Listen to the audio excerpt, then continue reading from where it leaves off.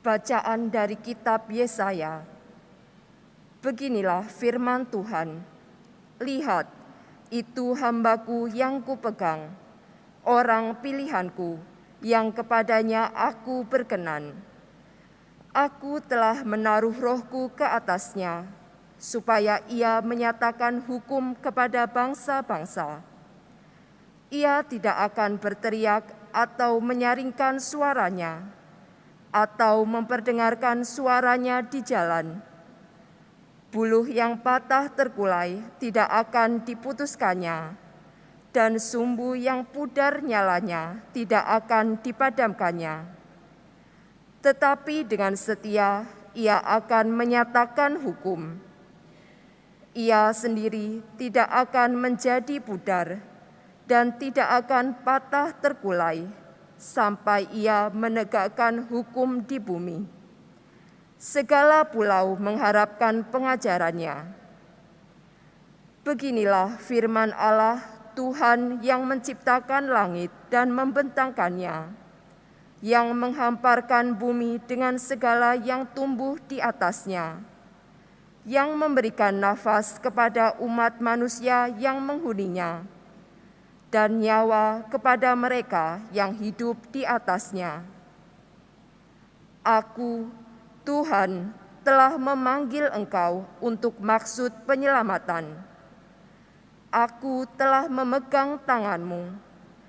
Aku telah membentuk engkau dan membuat engkau menjadi perjanjian bagi umat manusia, menjadi terang untuk bangsa-bangsa, untuk membuka mata yang buta, untuk mengeluarkan orang hukuman dari tempat tahanan, dan mengeluarkan orang-orang yang duduk dalam gelap dari rumah penjara.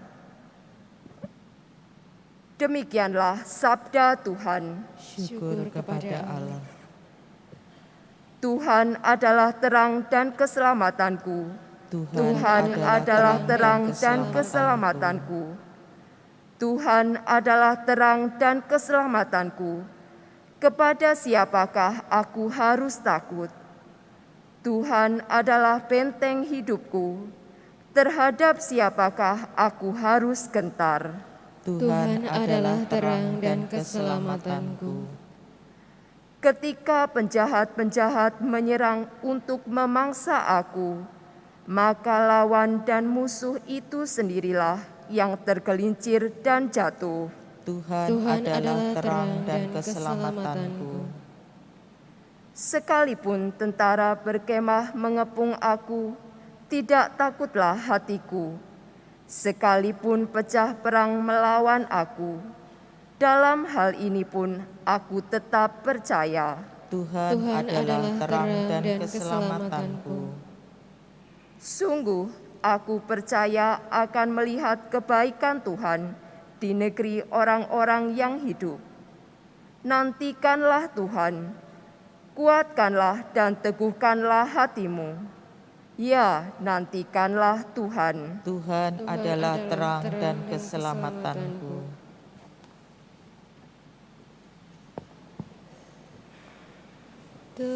Terpujilah Kristus Tuhan, Raja kemuliaan kekal.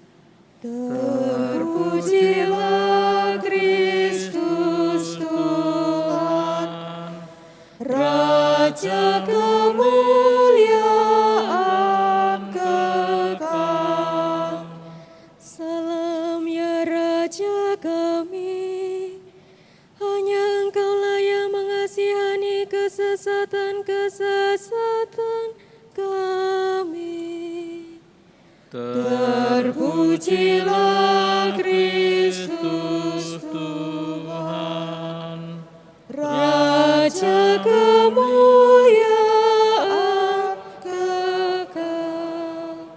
Tuhan bersamamu Dan dan bersama bersama rohmu. Inilah Injil Yesus Kristus menurut Santo Yohanes. Dimuliakanlah Tuhan. 6 hari sebelum Paskah, Yesus datang ke Betania, tempat tinggal Lazarus yang Ia bangkitkan dari antara orang mati. Di situ diadakan perjamuan untuk Dia. Maria melayani dan salah seorang yang turut makan dengan Yesus adalah Lazarus. Maka kata Maria mengambil setengah kaki minyak narwastu murni yang mahal harganya, lalu meminyaki kaki Yesus dan menyekanya dengan rambutnya. Dan bau minyak itu semerbak memenuhi seluruh rumah. Tetapi Yudas Iskariot, seorang dari murid Yesus yang akan segera menyerahkan Dia, berkata, "Mengapa minyak narwastu itu tidak dijual 300 dinar dan uangnya diberikan kepada orang-orang miskin?"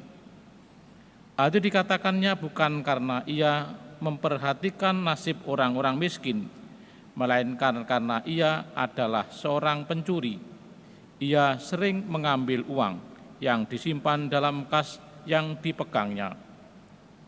Maka kata Yesus, "Biarlah dia melakukan hal ini mengingat hari penguburanku, karena orang-orang miskin selalu ada padamu, tetapi aku tidak selalu ada padamu." Banyak orang Yahudi mendengarkan bahwa Yesus ada di Betania, maka mereka datang bukan hanya karena Yesus, melainkan juga untuk melihat Lazarus yang telah dibangkitkannya dari antara orang mati. Lalu imam-imam kepala bermufakat untuk membunuh Lazarus juga, sebab karena dialah banyak orang Yahudi meninggalkan mereka dan percaya kepada Yesus. Demikianlah sabda Tuhan. Terpujilah Kristus.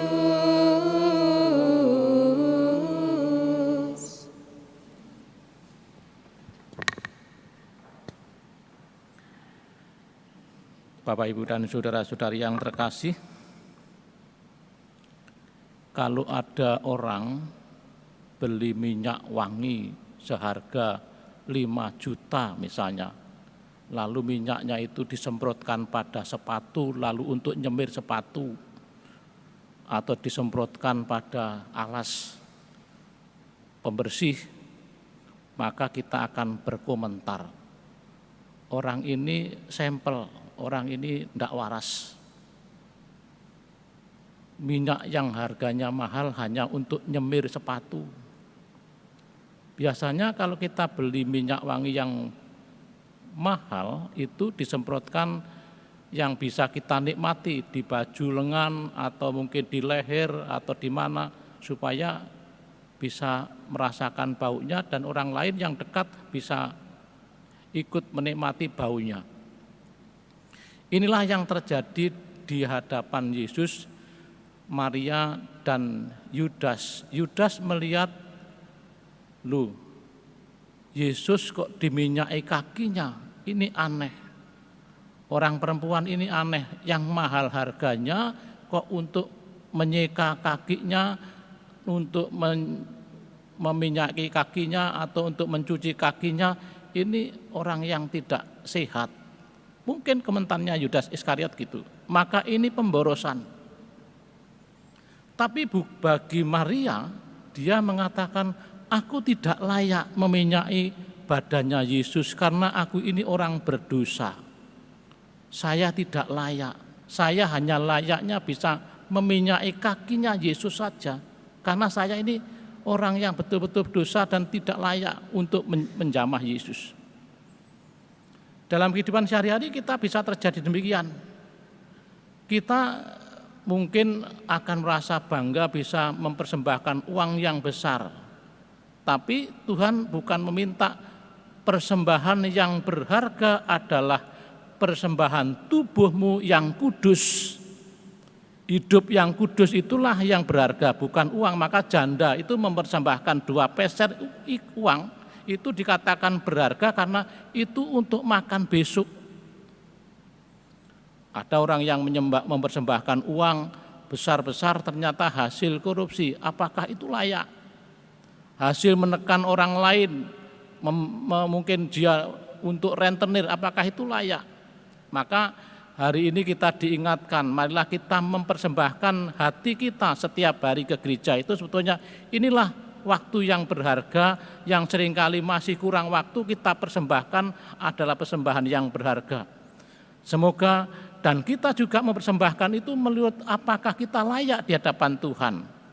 Karena kita adalah orang yang tidak layak, seringkali jatuh dalam dosa dan kita seringkali mengumpat kepada Allah.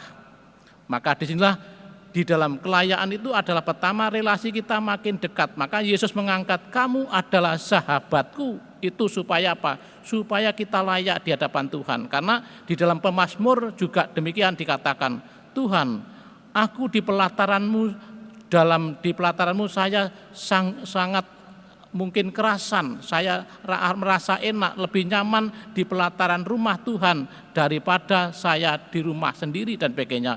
Ini menggambarkan kenyamanan hidup di hadapan Tuhan, biarpun di pelataran di luar itu adalah suatu kehormatan atau suatu rahmat. Maka hari ini kita diajak untuk belajar supaya kita bisa masuk di dalam rumah Tuhan. Kita juga diharapkan mempersembahkan hati kita yang kudus, hidup kita yang kudus, sehingga kita adalah menjadi sahabat-sahabatnya. Maka Yesus diangkat oleh Bapaknya, inilah putraku yang terkasih karena dia adalah berkenan di hatinya. Sudahkah kita berkenan di hati Tuhan? Semoga di dalam doa-doa kita pagi atau misa-misa kita pagi menjadi kita berkenan di hati Tuhan. Berkat Tuhan menyertai kita semua. Amin.